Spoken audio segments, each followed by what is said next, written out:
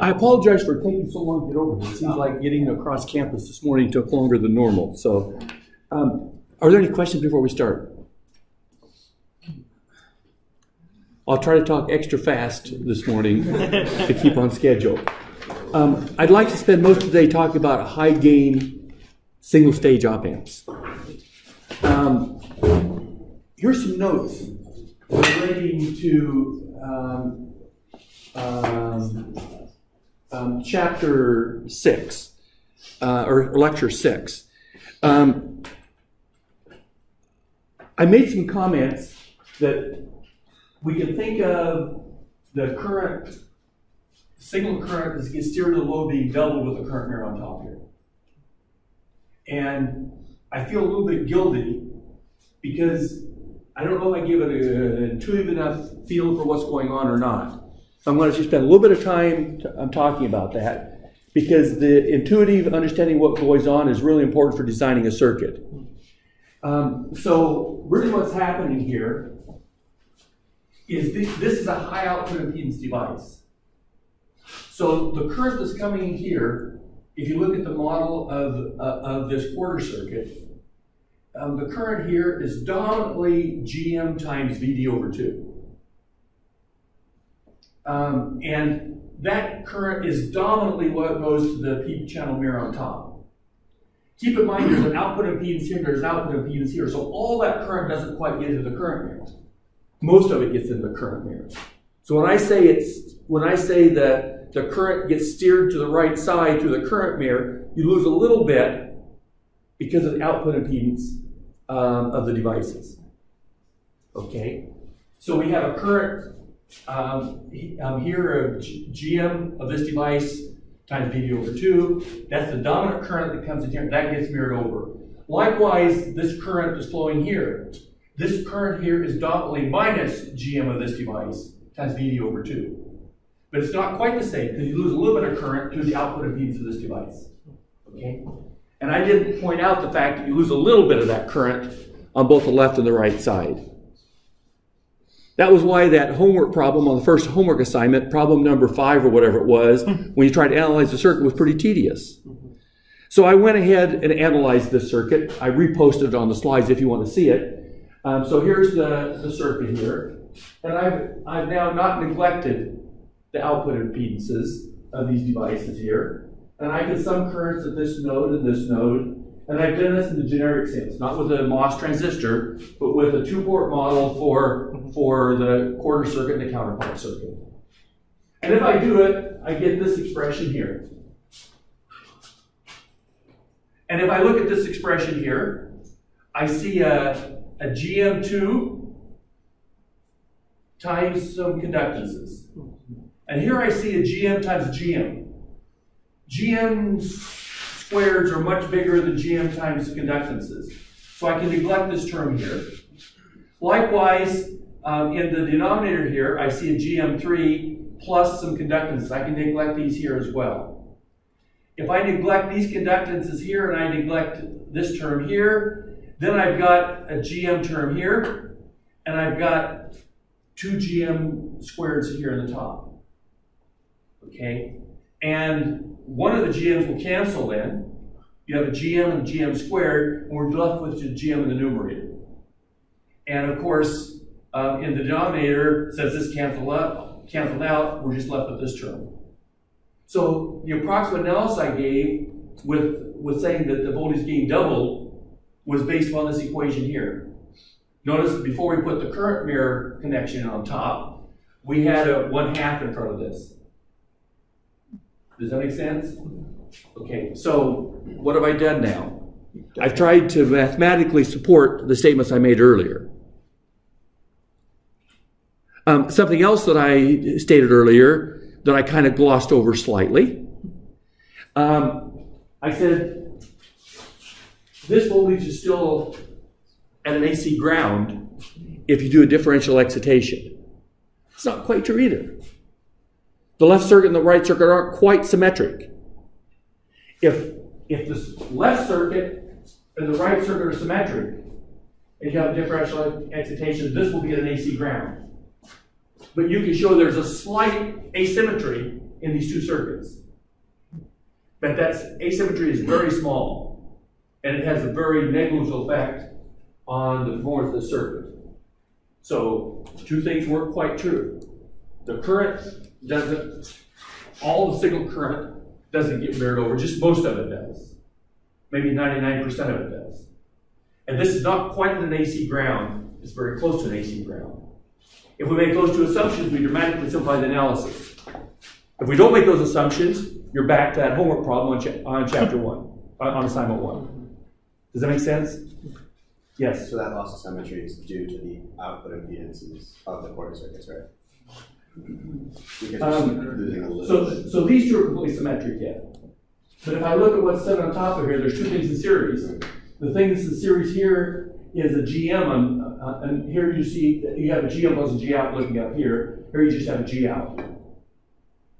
So you'll find that there will be a slight difference in how this current splits between the left side and the right side. It's not only determined by this circuit and this circuit. The circuit on top, if the impedance was infinite or near infinite, it wouldn't split differently. But since these impedances are different, and then these impedances are high, we get a slight difference in the split of this current from the left side to the right side. That means that the voltage on the axis symmetry is not quite zero. Okay? So we're not going to go back and, I knew this was true before we did the analysis. I didn't want to bog things down at the time, but I just want to come back and say, voltage on the axis symmetry, not quite zero, but as long as the output impedances of the quarter circuit and the counterpart circuit are high, it's very nearly zero, and the current doesn't exactly get mirrored across. Almost all the current gets mirrored across. Okay? Any questions? So I probably won't go back and talk about this in the future. Of course, where do you pick this up? Does this leave an inherent error in our designs? Well, if you go ahead and work with this expression for your gain expression, you think those expressions using the natural design parameters are nasty that we looked at before. Can you imagine what those expressions are going to look like now? They'll be horrible. Make sense? Yeah. So, what do we do about this little bit of an error? We typically do the design and then come back with a modest simplification, not very much. Then we do a simulation. When you go into Spectre and do a simulation, it includes all these effects. And that's why you'll see a little bit of difference between your computer simulation and your analytical formulation. That difference should be small. If that difference is enough, maybe the gain is, instead of being 48 dBs, maybe you only find it's 46 dBs. So then you come back and say, well, let's go back to an analytical formulation, increase the gain 2 more dBs, recognizing it's going to drop down a couple dBs when you put in these non-ideal effects, and then you're pretty much on target. There was a question? Okay. So here's where we're at yet. We're still on single stage low gain op amps. I want to get past that today. Here's a slide I should have given. I didn't say that correctly. I could have given when we first talked about a quarter circuit and a counterpart circuit. This is a property of differential networks. I can excite either the quarter circuit or the counterpart circuit. So here, what I've done is I biased the quarter circuit and I put the input on the counterpart circuit. Okay. And the comment is the gain, the bandwidth product expression are identical.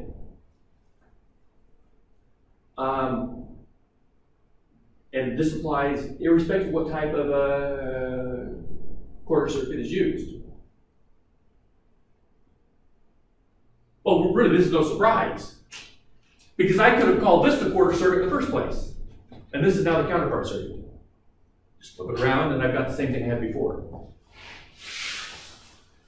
Now, if it just happens Oh, I should point out, the performance may be different. The analytical expressions are the same. Performance might be a little bit different. Because if you looked at the example we had earlier, the low gain differential amplifier, we use a single MOS transistor, N-channel transistor for the quarter circuit. If we look at the circuit on the right, where we excite this circuit here, which is the counterpart circuit for the circuit on the left, but this could be the quarter circuit by itself. Our inputs are now on the P-channel device rather than N-channel devices. And we may find the signal swings are a little bit different if you put inputs on the N's and the P's. You might see the gains are a little bit different if you put the inputs on the N's instead of the P's, or vice versa. But the analytical expressions are the same. So we're getting a lot of op amps in a hurry here. We have tail voltage or tail current bias. We have P-channel or N-channel inputs. And the same gain expressions.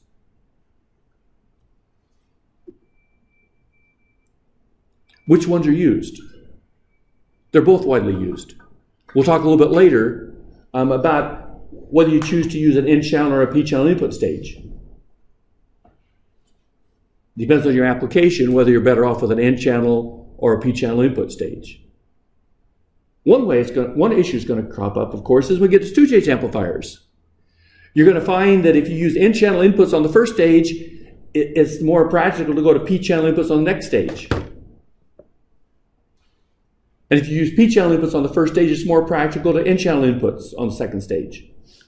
So we're probably going to get more gain with N-channel inputs. But you can't have it both places. So now you got to decide, do you want to put more of the gain, the better devices, on the first stage or the second stage? Make sense? Likewise, we'll see that one of them can go to the N-channel inputs are not good for inputs near VSS, but they're good for inputs near VDD. The P-channel inputs are not good for inputs near VDD, but they're good for common mode inputs near VSS. So if you have different common mode input requirements, that may also dictate whether you want N-channel or P-channel inputs. You'll also find the noise characteristics. We won't spend too much time in this course on that issue. You'll also find the noise characteristics are somewhat different between N-channel and P-channel devices. Question, is the gain achievable with a single-stage low-gain op amps using a single MOS transistor quarter circuit adequate? And this was the gain expression that we have for these circuits in the practical parameter domain. And if lambdas are about 0.01 volts to -1, and VXS bias is about 0.15 volts, that's about as small as we can make VXS bias. We'll show why later. The voltage gain of this is about 330. And this is adequate for many applications. And in those applications, this might be your solution. But it's also inadequate for many applications, not enough gain. So what can we do about it? We've kind of beat this architecture to death. Okay. We can add more. Add more what? We can add more. Add more stages. That's one thing we can do. Before we do that, we're going to see if we can get something out of this quarter circuit, counter circuit approach that will also improve things before we add more stages. So let's look at single stage high gain op amps.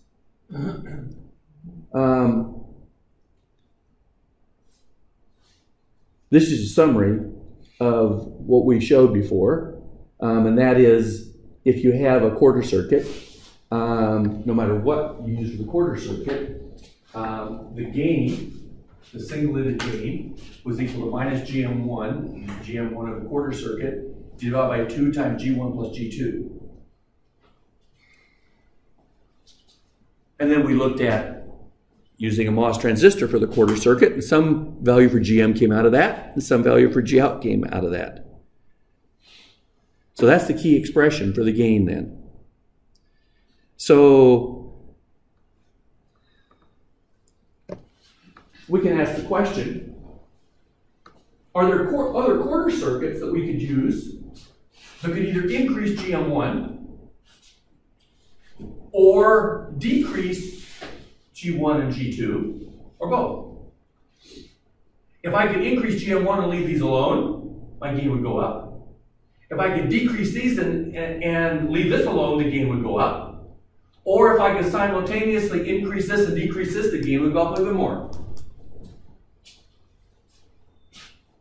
So what if we define the quarter circuit as more than one device? Quarter circuit could be more than one device. It could be 50 devices if you want. So I'm going to concentrate now on quarter circuits right now that might either increase GM or decrease G out. This is a review of 330. Determination of two-port parameters.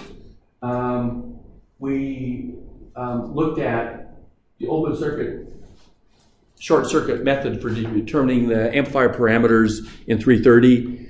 We obtained R in, R out, AV, and AVR. You can use the same approach to obtain the GM and the G parameters for a two-port circuit as well. The second method I'm going to look at, we looked at 3 different methods, I think, in 330. One we didn't look at in 330 is what I'm going to call the load termination approach. So let's briefly go through these. If we look at the open circuit termination approach, open short circuit termination approach, we can put a short circuit on the right. And if we put a short circuit on the right, that means there's not going to be any current flowing here. That means I test is going to be GM2 V1. But V1 is equal to V test. So consequently, GM2 here then is minus I test over V test.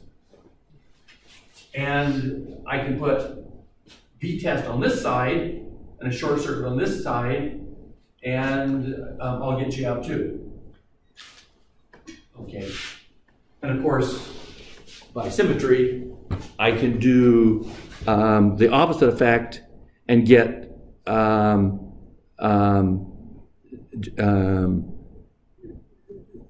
G out 1 and GM 1 if I want those. Here's the load termination approach.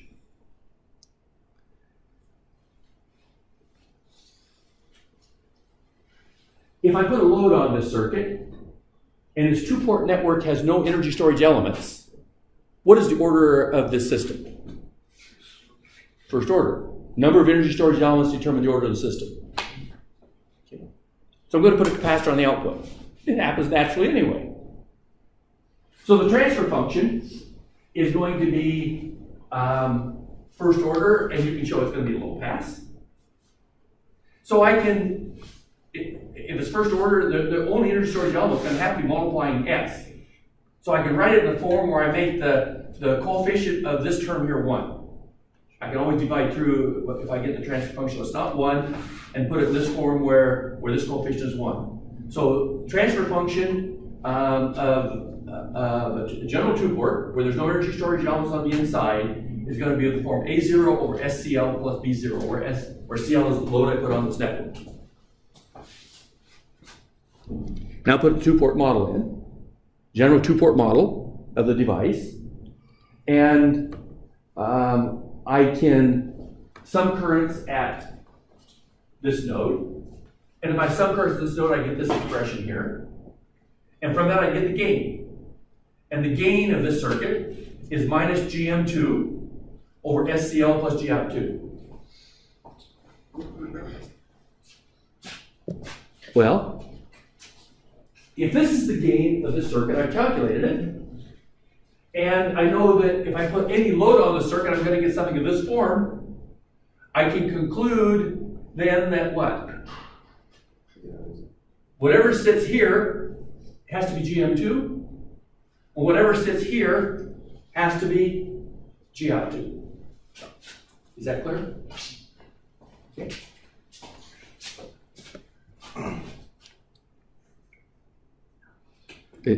I have to express S as the leading coefficient of S is CL there. Oh, remember this circuit? We spent a little bit of time talking about this circuit in 330. We use that to bias our common source amplifier. We used it as an input circuit for building a an amplifier as well. It's called the cascode circuit. And here's the small signal equivalent of that cascode circuit. Okay.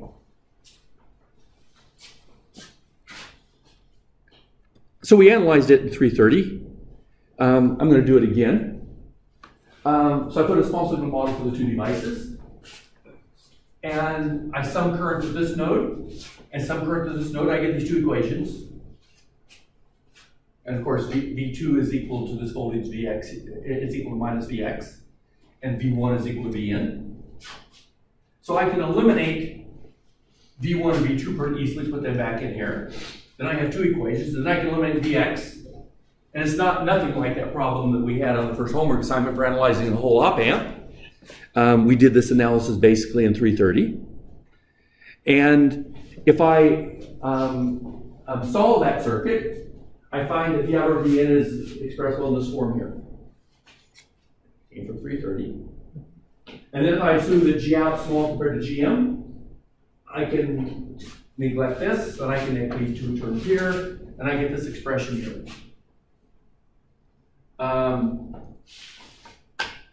Now I can divide through by Gm2, and I'm left with minus Gm1 over SCL plus G out 1 times G out 2 over Gm2. So I want to know the properties now of this two-port network that's comprised of the cascode circuit. What can I conclude? Tyler, what is Gm of this cascode circuit?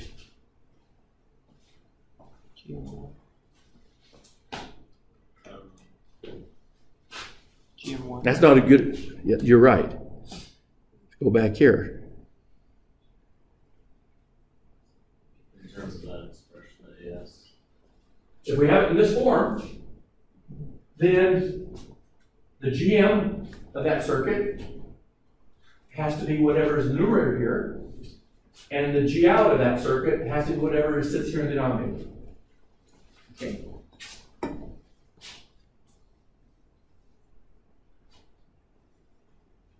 So what's the GM of this circuit now?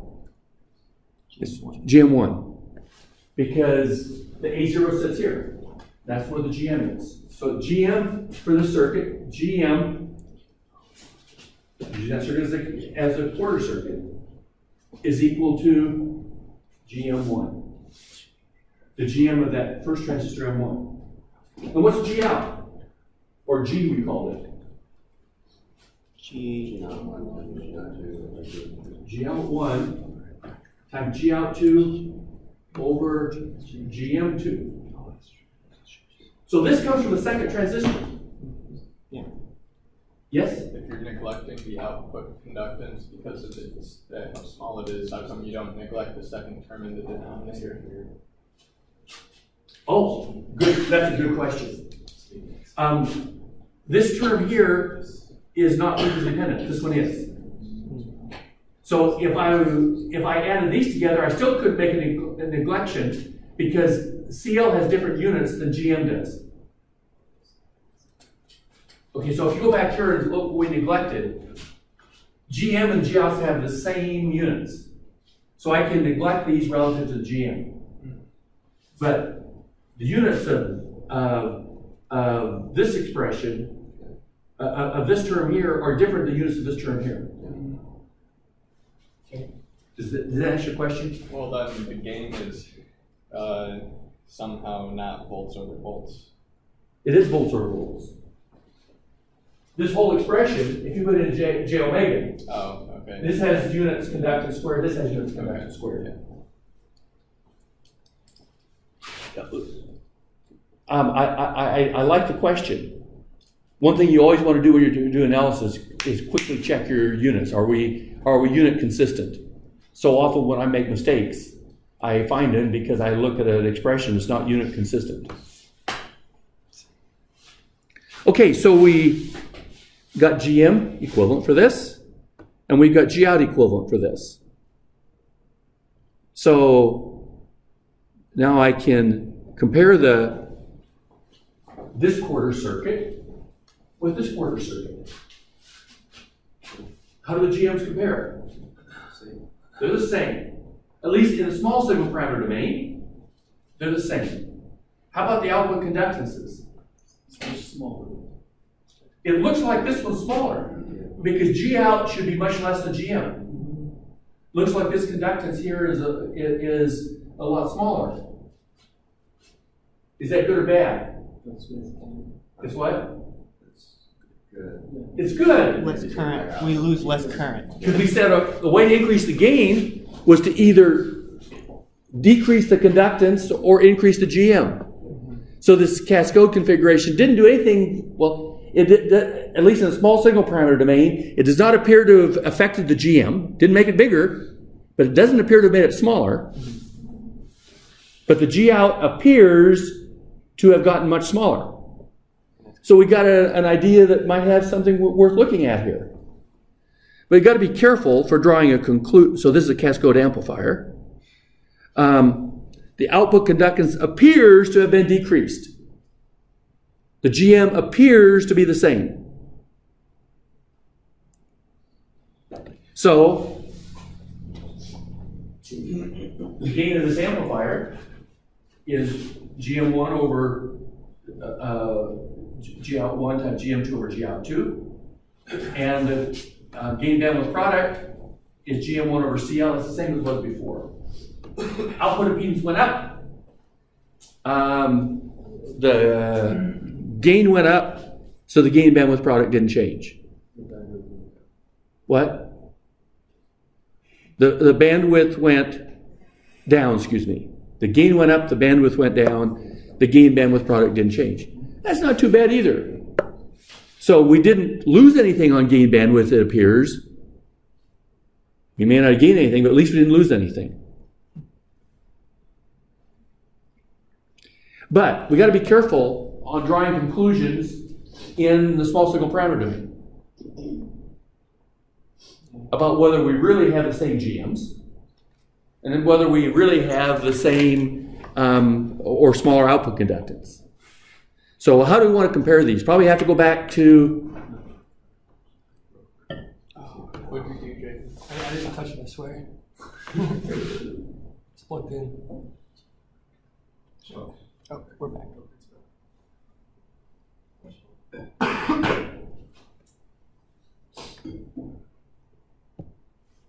We're not back, are we?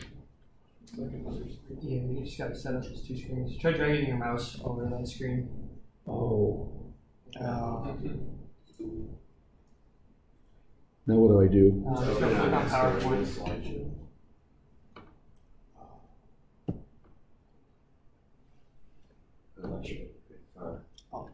Right here.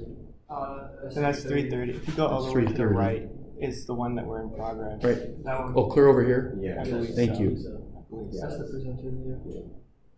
Oh, It's no. probably opened up. Yeah, it's not working. Oh no. Did it open up on my screen? Yeah, it's on this. Open on this screen. Then drag it over. Oh wait, no, that's the presenter view. Yeah. If you click the top bar and drag it over, He's got the presenter. the top bar on your thing. Oh. Can you press escape? I didn't press escape. Escape normally kills the Camtasia recording. Oh, okay. Or you can go with the notification thing in the bottom right, and then click project. Do you want to? Would you willing to come up and do it? I'll watch what you do. I'm not sure whether Camtasia is still going. Oh, it's like. Oh boy.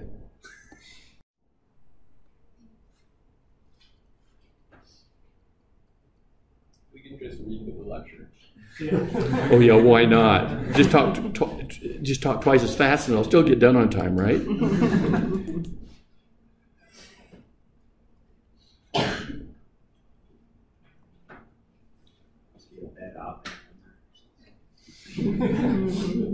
Yeah, somebody missed a degree of freedom someplace. Okay.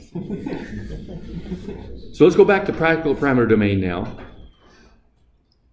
So in the practical parameter domain, the cascode amplifier quarter circuit, if I replace GM and G out by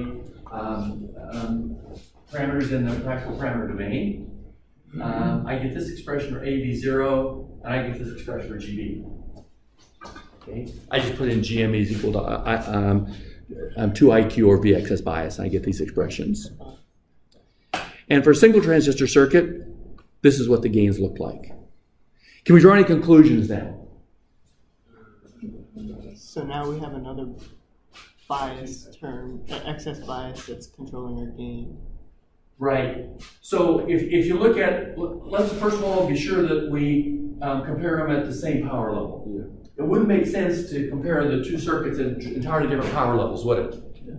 So if I look at these GB expressions, if I compare them at the same power level, these coefficients will be the same. And if I let VXS bias 1s be the same, then they'll have the same GBs. So now I can go back here then and look at the gain. So this gain here is this gain times this term here. And this term here is much bigger than 1. This might be 35 or 40 dBs. So have we really gained something here? Yeah, we really have gained something now. At the same power level, we have the same GBs, but we get a lot more gain. Okay?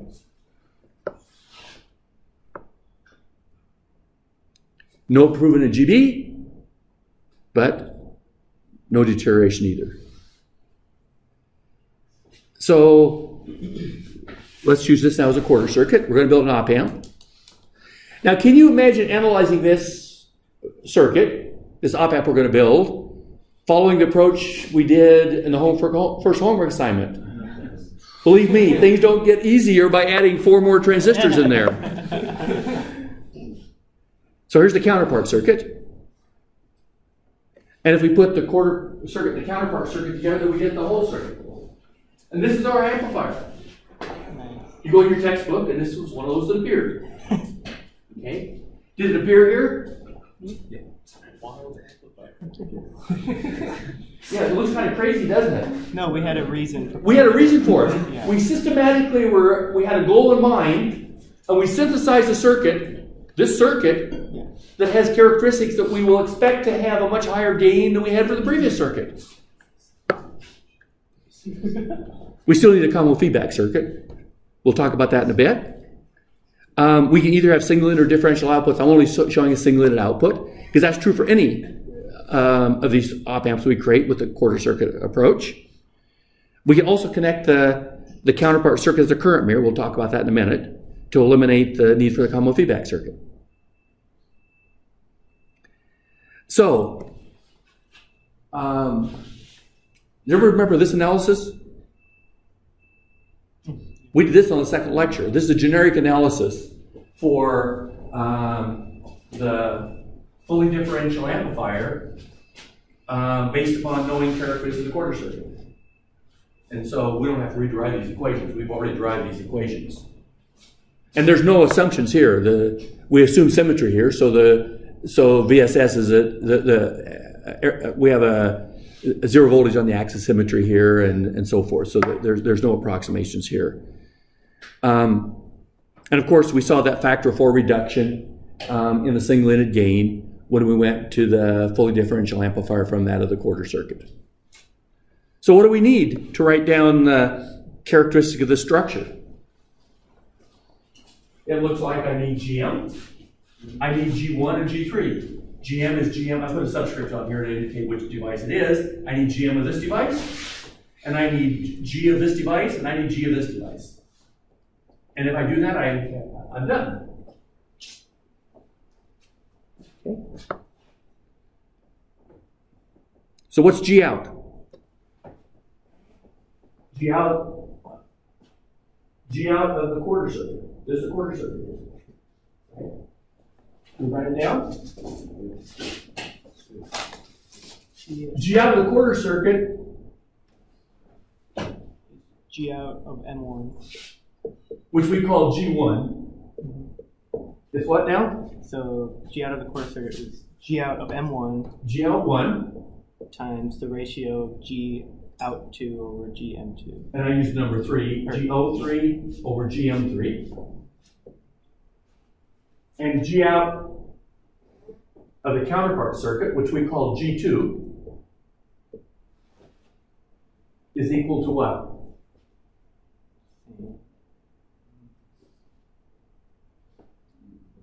Miss Alba. Would it be GO7 over GO5 and GM5? Almost. This transistor and this transistor are counterparts to each other. So it'll be G out 5 times G out 7 over GM7. Okay? And GM of the quarter circuit. What's GM of the quarter circuit? GM1. Just GM1.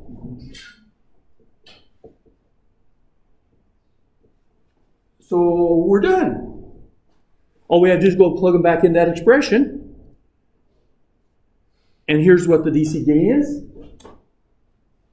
And here's what the GB is. Is everybody with me?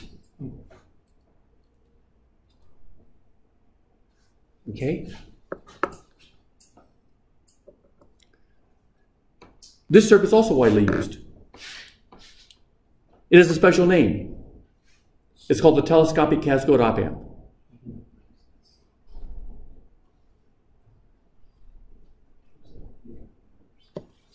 I can put a tail current bias generator in if I want, or I could put a tail voltage generator in if I wanted.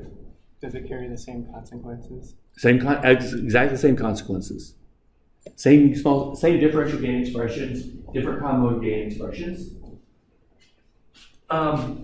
If you have a whole bunch of op amps, you typically will use this for your bias. You don't need a very good current source down here. So you can have multiple outputs of this current mirror down here to bias a whole bunch of op amps.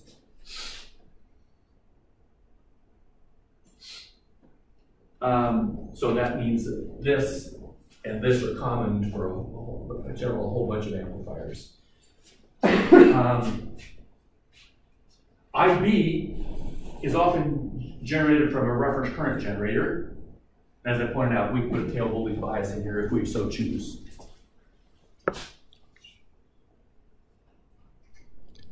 Here we're connecting the counterpart circuit as a current mirror. And what is it going to do to us? What's it going to do to the gain? Multiply it by 2.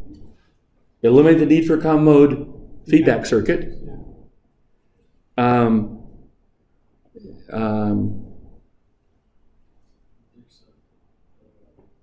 there are 2 different current mirrors here. Now, it's increasing gain factor of 2. Not exactly, real close. So the analysis I went through at the beginning of the period, we have the same subtleties here. We have to neglect some G outs compared to GMs, but they don't affect the expression hardly at all.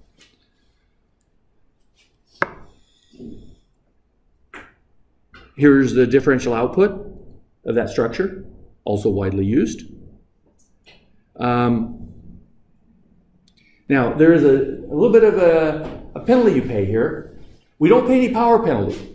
Remember, we compared this to the previous circuit. We did with the same power levels. The reason we don't have a power penalty is these transistors are in series.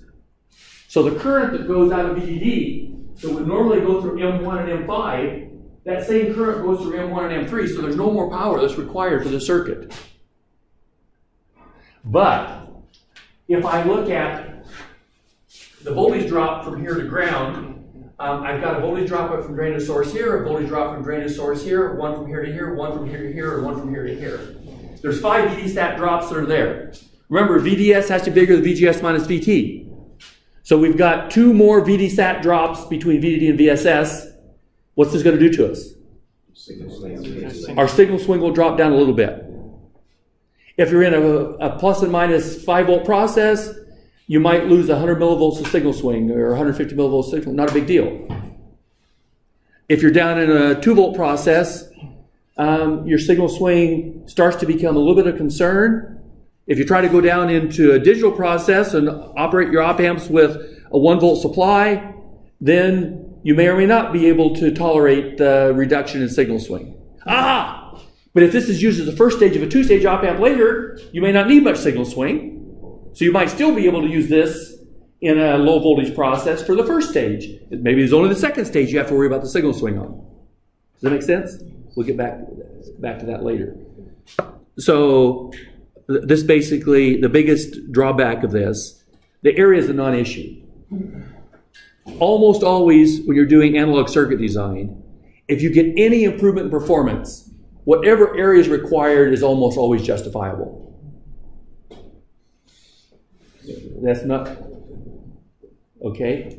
Digital community may not be the same way, but the analog community, a little bit more area, you get more performance, you can almost always justify the area. But it's the signal swing is the biggest limitation here. Oh, what do we have on the right? Op-amp? Good. What kind of an op-amp? Telescopic cascode. Telescopic cascode? How do you think its gain expression compared to the one on the left? Same. Big difference is it has P channel inputs rather than N channel inputs. We've covered a lot of territory today. Have we done any new analysis? We almost repeated the analysis of the cascode circuit from 330, and then we wrote down the characteristics of the circuit by inspection. And hopefully we've also emphasized the need to go back to the practical parameter domain to verify whether we really did get an improvement in performance. Because in a small signal parameter domain, we may have missed the fact that the powers were going to be the same between the two circuits. And so when we'll see an example that crops up later where we'll make a comparison of small signal parameter domain. It looks like we get a dramatic improvement in performance. When we go back to the practical parameter domain, we'll see we got completely fooled. Does that make sense? Any questions? I'm proud of myself. I started 10 minutes late, and I only ended up 5 minutes late. Thank you very much.